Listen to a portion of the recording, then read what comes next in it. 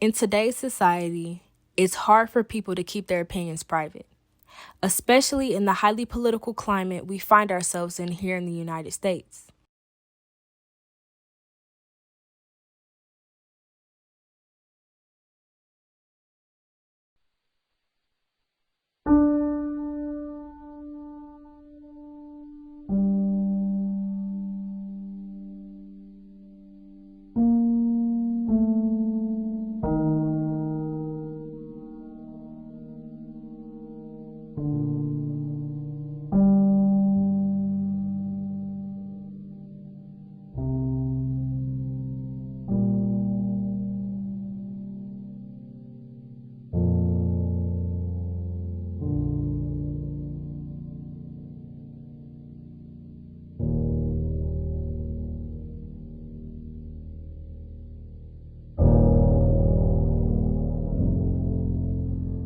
We forget that our social medias, while we may have private settings on them, are not truly private.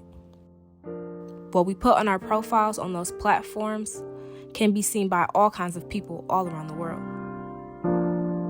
The incidences with 2 Pickerington City School administrators was not an isolated event. The social media posts that were made by the 2 female administrators were provoked over months of growing tensions throughout the United States. This all started on May 25th when George Floyd died in police custody in Minneapolis, Minnesota. In Minneapolis tonight, tensions are high as 4 police officers have been fired after a man was pinned to the ground and died. Identified as George Floyd by the lawyer representing his family, was later pronounced dead at the hospital. Floyd's death sparked an uproar across the country.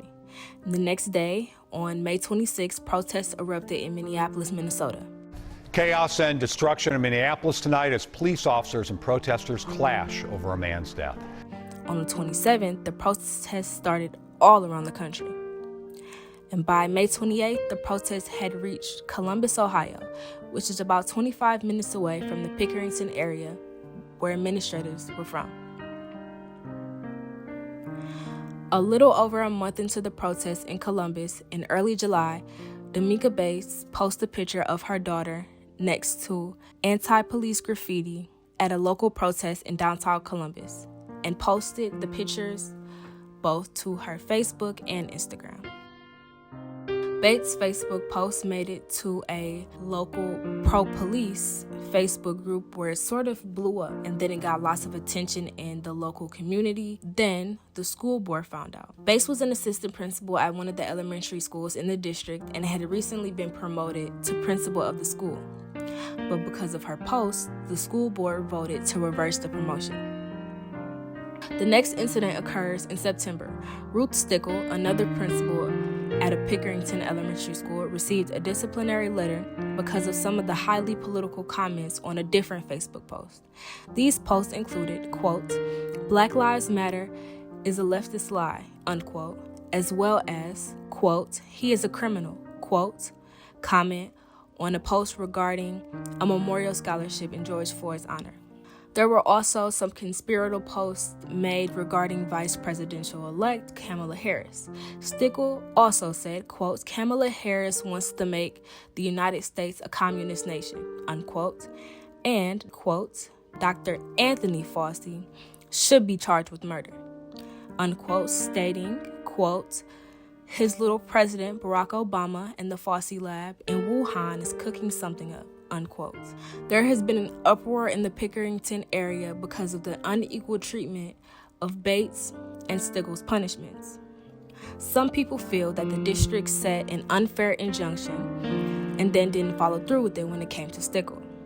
Others feel that the incidences cannot and should not be compared. The point is not whether or not these 2 incidences are comparable or not. It is actually that both women felt comfortable enough online to post the politically charged and hateful things that they did. Social media algorithms create these things called filter bubbles that are completely unique to us. Through our clicks, likes, and other interactions, it creates a bubble that is calculated and targeted towards us individually. Therefore, we only see things that we agree with or want to see. We never see anything that challenges our own beliefs. And the effects of the filter bubbles are called echo chambers. They reinforce our belief systems and show us a world that looks exactly how we want it to. And we start to lose empathy for those who don't believe the same things that we do, because we think everyone is seeing what we are seeing, when in reality, we are the only ones seeing it. The two administrators from Pickerington, Ohio, Damika Bates and Ruth Stickle, just fell victim to their social media and false realities that they created. This happens to everyone all across the country, and which is creating a divide that we are seeing in our country today.